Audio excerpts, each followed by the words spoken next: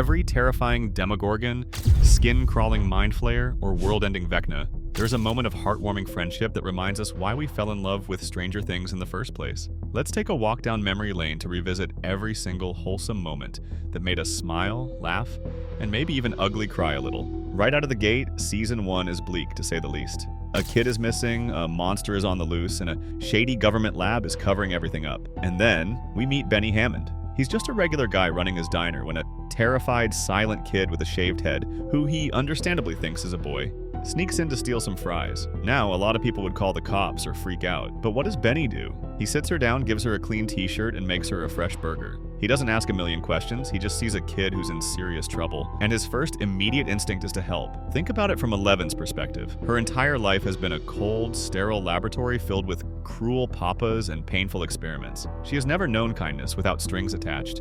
Benny is the very first person in her entire life to show her unconditional compassion. The way she devours that burger and fries, the way she looks at him with those huge, scared eyes, it's the first time she's seen that the world isn't just made up of bad men.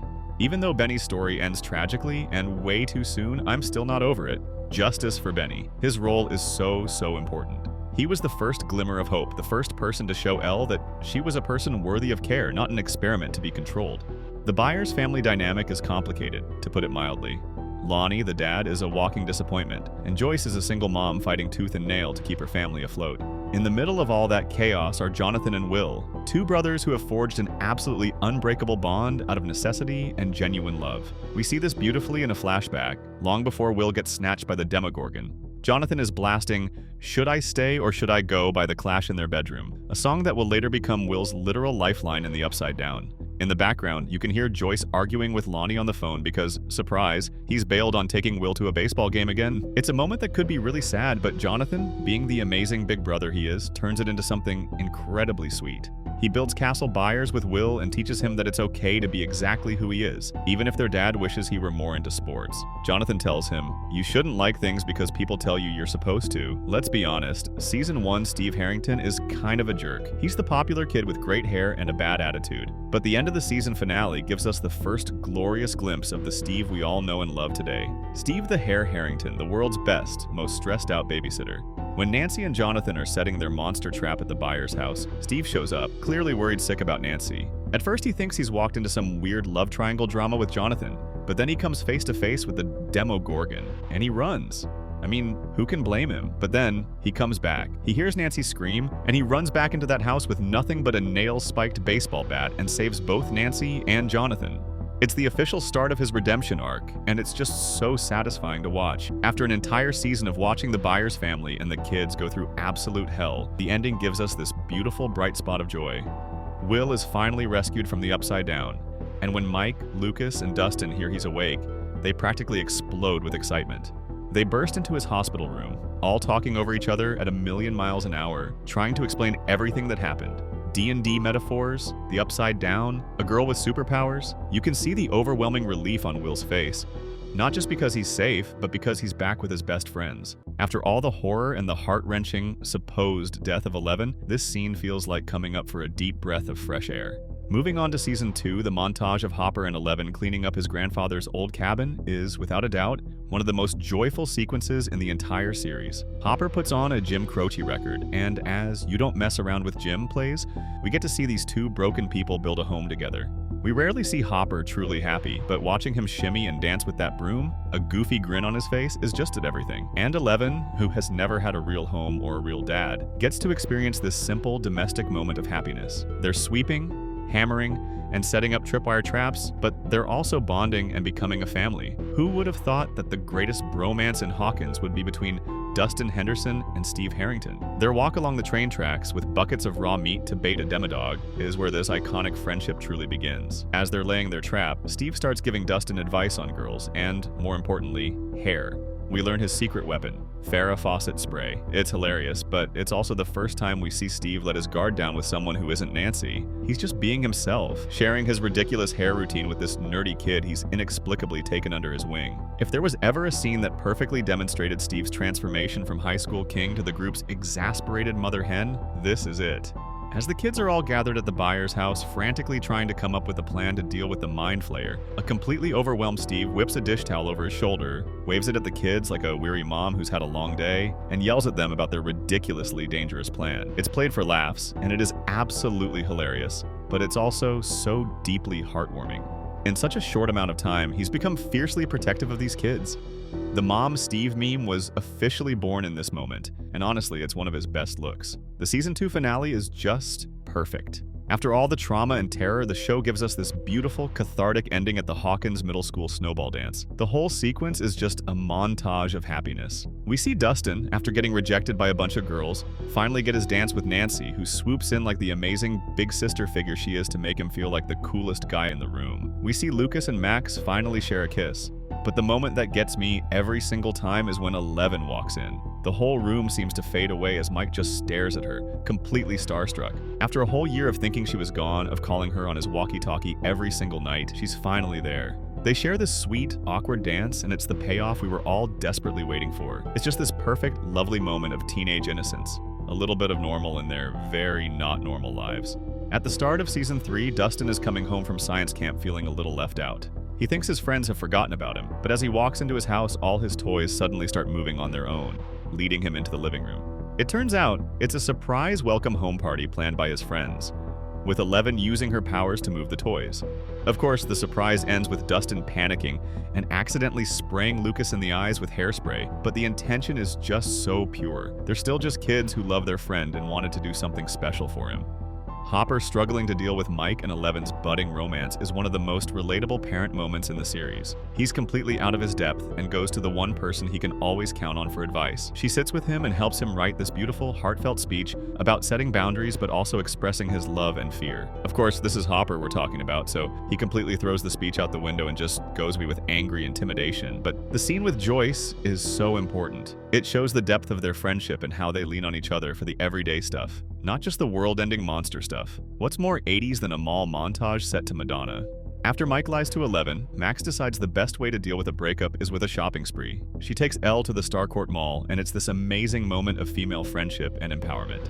11, who has only ever worn hand-me-downs from Hopper and Mike, has no idea what her own style is. Max encourages her to find what she likes, not what a boy or her dad likes. Watching Elle try on all these bright, colorful outfits, smiling and laughing, and just getting to be a normal teenage girl for an afternoon is so incredibly joyful. Max's line, "There's more to life than stupid boys," is iconic. This next scene is, hands down, one of the best moments in the entire series. After being drugged and escaping from a secret Russian base, Steve and Robin are just sitting on a bathroom floor, coming down from the truth serum. Steve confesses that he has a crush on her. It's sweet and genuine. But then Robin, terrified but brave, confesses her own truth. She's a lesbian. The way the scene is shot, the way Steve processes this information, it's perfect. He's confused for a second, then he just gets it, and his immediate response is to tease her about her taste in women. There's no judgment, no weirdness, just instant, unconditional acceptance. They're platonic soulmates, and it's beautiful. In Season 4, Eddie Munson was a gift, and his immediate chemistry with Chrissy Cunningham was something special. He's the school freak, the metalhead leader of the Hellfire Club, and she's the popular head cheerleader. On paper, they shouldn't work, but their scene in the woods is so incredibly sweet. They bond over a memory from middle school. Chrissy forgets her terrifying nightmares, and Eddie shows this gentle, charming side of himself. You can just feel the sparks, this potential for a really beautiful, unexpected relationship. Of course, this is Stranger Things, so that hope is brutally ripped away from us by Vecna. But for those few minutes, their connection felt so real and wholesome that it made her death one of the most tragic in the series. Although we don't see much of Erica Sinclair in Season 4, she is a powerful character who steals the show when she does. When the Hellfire Club needs a substitute for Lucas, Mike, and Dustin recruit Erica. Eddie and his friends are skeptical, to say the least. And then she delivers one of the most epic lines in the entire show, introducing herself as Lady Applejack, a chaotic, good half-elf rogue, level 14. The way she describes in glorious detail how she will smile as she watches monsters die a slow, agonizing death leaves Eddie Munson completely speechless. It's hilarious, it's iconic, you just have to love her. Okay, is violence wholesome? Probably not. But was it deeply, deeply satisfying to watch Angela get a roller skate to the face? Absolutely. Watching 11 get relentlessly bullied at the Rinkomania was just painful. Angela and her friends are so cruel, and you can just feel Elle's trauma and helplessness boiling over. When they humiliate her in the middle of the rink, She grabs that roller skate and smacks Angela right in the nose. The bloody aftermath might not be pretty, but the feeling of seeing the bully finally get a taste of her own medicine? Cathartic. Sometimes, seeing a character you love finally stand up for themselves, even in a messy way, is its own kind of wholesome. Argyle is the stoner pizza boy we all needed in our lives. He is a walking, talking embodiment of wholesomeness. He's Jonathan's new best friend in California, and he's just this constant source of comedic relief and surprisingly good advice. He's always looking out for Jonathan, and his dreamy, laid-back attitude during the intense shootout at the buyer's house is just hysterical. While guns are blazing and federal agents are swarming their home, Argyle is mostly concerned about his pizza oven and his smelly plants. He's a true friend who literally drives his pizza van through a hail of bullets for people he barely knows. He's just a good dude, and his chill vibe is a welcome dose of levity in a very heavy season. Steve has truly accepted his role. When he delivers this line, it's with the perfect mix of exasperation and affection. He's stuck, once again, looking after a group of kids who are in way over their heads, and he's just so tired. But he's also not going anywhere, so bye. The line, "always the babysitter, always the goddamn babysitter," is a fantastic nod to his entire character arc, and it's become one of his most iconic quotes for a reason. It's funny, it's relatable, and it's a perfect summary of why we love him. He'll complain, he'll roll his eyes, but he would die for any one of those kids without a second thought. The pairing of Nancy and Robin was genius. They are complete opposites. Nancy is serious, focused, and methodical, while Robin is a ball of anxious, rambling energy. Watching them team up to investigate the Victor Creel case is pure gold. Robin is constantly worrying that she's annoying Nancy, and Nancy, despite her usual stoicism, is surprisingly patient with her. Their chemistry really shines when they go undercover at Penhurst Mental Hospital, putting on a performance as nerdy college students. They just work so well together, and it's so great to see Nancy get a close female friend to team up with. This is more than just a wholesome moment. It's one of the most powerful, emotional, and cinematically beautiful scenes in television history. Period. Watching Max get taken by Vecna is terrifying. She's trapped in her own mind, facing this monster that feeds on her trauma and grief. But her friends don't give up on her. They figure out that music is her lifeline, and they blast her favorite song, Kate Bush's "Running Up That Hill." As the music swells, Max sees this window back to her friends, and she runs. She runs from Vecna, she runs from her grief, she runs towards the people who love her. It's a stunning metaphor for fighting depression and letting your friends be your anchor. And if you didn't have tears streaming down your face, I'm not sure we were watching the same show. The bond between Dustin, Steve, and now Eddie is another highlight of Season 4. While they're in the Upside Down, Steve and Eddie have this amazing heart-to-heart about Dustin. Steve finds out just how much Dustin looks up to him, and Eddie even admits to being a little jealous. It's this incredibly sweet moment where Steve gets to hear how much of a positive impact he's had on this kid's life. Then, when Steve dives into the lake to go through the gate, Eddie's immediate reaction is to call him a hero. I don't know what you were doing in there, but I've got to tell you, man to man, that was some pretty bonkers stuff. Hopper's time in the Russian prison is bleak and brutal, but his developing friendship with Dmitry Enzo Antonov provides a surprising amount of heart. After their escape plan fails, they're thrown in a cell together, facing a Demogorgon. Hopper is at his lowest point, convinced he's a curse on everyone he loves. He has this incredibly moving heart-to-heart with Dmitry, and they bond over being fathers who are just trying to do what's best for their kids. They are two men from opposite sides of the world, trapped in a nightmare, finding common ground in their love for their families. It adds so much depth to Hopper's character and makes their eventual escape and fight against the Demogorgon that much more triumphant. The hug, the one we had been waiting for since the end of Season 3.